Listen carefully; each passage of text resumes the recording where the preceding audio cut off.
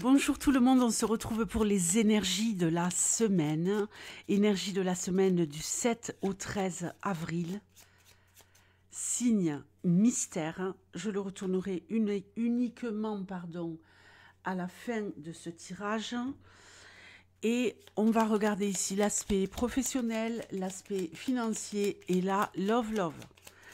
Pour les couples et pour les célibataires. Allez, on y va pour la semaine du 7 au 13 avril 2025. Qu'est-ce qui pourrait se jouer pour vous cette semaine? Allez, le professionnel, on y va.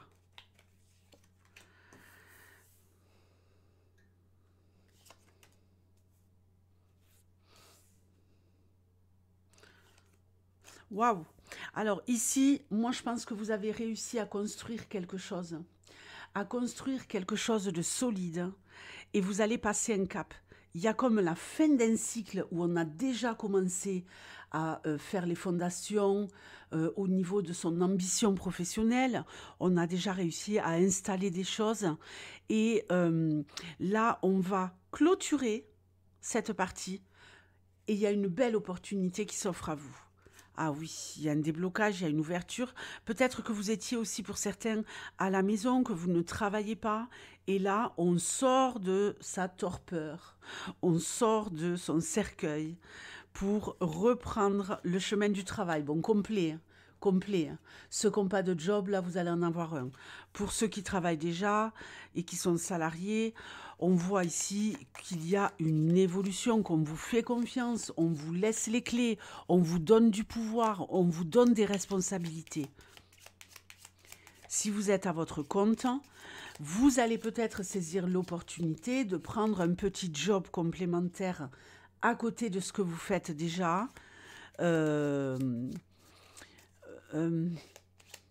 Prendre, voilà, un petit job à côté pour avoir un peu plus de rentrée financière peut-être. Oui, tout à fait, on a l'argent, hein, donc on sait très bien ici, c'est peut-être un travail même à distance, on sait très bien hein, que avec ce que l'on est en train de vivre actuellement, il faut prendre des initiatives et ne pas hésiter hein, à créer le changement, même si c'est que momentané, mais il n'y a que comme ça qu'on s'en sortira. Vous intégrez un nouveau cercle, hein. Il y en a qui vont peut-être avoir une augmentation, il y en a qui vont avoir pas mal de rentrées d'argent. Si vous êtes à votre compte, il y a de l'argent qui rentre, il y a de l'argent qui rentre. Il y a de plus en plus de monde cette semaine qui vient fréquenter votre établissement, votre business. Il y a peut-être des gens ici qui pourraient bénéficier d'une voiture de fonction ou alors de frais de déplacement qui seraient payés. Il y a peut-être ici également, alors comment ça s'appelle? Un séminaire, une réunion avec plein de gens. Si vous travaillez pour une grosse boîte, un gros truc, un grand rassemblement où on se retrouve tous. Ça arrive dans les grandes entreprises, on a la maison ici, dans les grandes familles. Hein, c'est comme ça qu'on dit, non? C'est comme ça qu'on nous le vend, en tout cas. Hein. Allez, on va regarder maintenant le financier. Ah, c'est un petit peu compliqué, là. C'est un petit peu compliqué. On souffre un petit peu. On a du mal à dormir la nuit.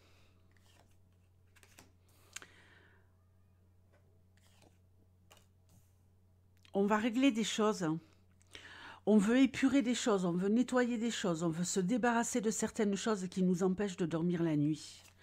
Et pour ça, on va devoir faire des démarches administratives, on va devoir faire des courriers, on va devoir solliciter peut-être l'aide de quelqu'un pour porter, l'aide d'un établissement financier, l'aide de quelqu'un pour nous aider à porter une charge financière qui est trop lourde pour nous. Très bien, et ça va marcher. Le fait de demander, de négocier, de faire des démarches administratives pour pouvoir se sortir de la panade et de quelque chose de douloureux, quelque chose qui est à répétition, quelque chose de chronophage qui revient tout le temps sur le tapis, vous allez pouvoir interrompre ça et retrouver une stabilité et opérer un nouveau départ. Je vais vous raconter un truc. J'ai un client qui avait des amendes, mais des amendes de malade. Amende à 5 chiffres. 5 chiffres d'amende. Cette personne a réussi en faisant des demandes de, je ne sais pas comment ça s'appelle, pour enlever des amendes, pour réduire la dette, à réduire cette dette de plus de la moitié. Ça, on ne nous le dit pas. Bon, en tout cas, ici, financièrement, on va se débarrasser de la croix qu'on porte. On va se débarrasser de ce qui nous pèse et on va retrouver du dynamisme au niveau financier. C'est très bien. La love pour les couples. Des objectifs atteints, du bonheur, de l'épanouissement, de l'apaisement, de la douceur, une histoire qui s'écrit. On va vers le bonheur, ok? Ce bonheur est en train de s'écrire et il va continuer à s'écrire tout le long du printemps. Ici, ça peut concerner un homme qui, quelque part, est l'écrivain. C'est lui qui tient le stylo, c'est lui qui tient la plume et qui continue d'écrire cette histoire et de dispenser du bonheur.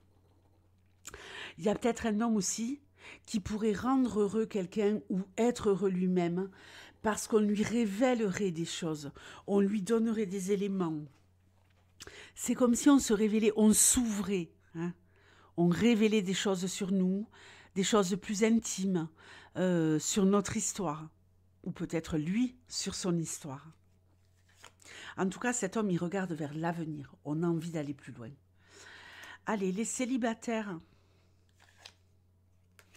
Les célibataires, on est stressé, on est seul, on se dit qu'il faut faire un choix, le choix de renaître à l'amour. Mais bon, c'est juste un choix, hein. C'est juste une décision qu'on prend de se remettre sur le chemin de l'amour. Mais malheureusement, comme je ne suis pas là pour vous vendre du rêve, je peux vous dire que vous allez rester célibataire malheureusement cette semaine. Vous êtes en plein processus de renaissance où maintenant j'en ai marre d'être seule.